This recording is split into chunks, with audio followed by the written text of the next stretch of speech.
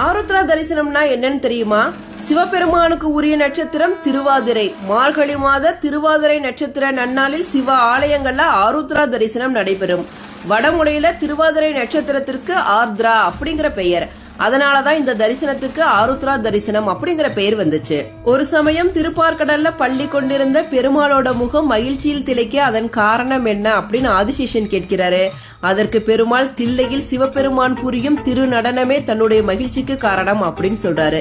சிவபெருமானோட ஆனந்த தாண்டவத்தை பார்க்க வேண்டும் அப்படிங்கறதுக்காக ஆதிசேஷன் பூமியில் பதஞ்சலி முனிவராக பிறப்பெடுத்து சிவபெருமானை நோக்கி தவம் இருக்கிறாரு. சிவபெருமான் தில்லையில் மார்கழி மாத திருவாதிரை நட்சத்திர நாளில் வியாக்கிரபாத பதஞ்சலி முனிவர் முன் ஆனந்த தாண்டவம் புரிந்து ஆருத்ரா தரிசனம் தந்து ஆட்கொண்டார். அதனாலதான் மார்கழி மாத திருவாதிரை நட்சத்திர நாளில் சிவாலயங்கள்ல ஆருத்ரா தரிசனம் நடைபெறுகிறது. என் தாயும் அல்லவா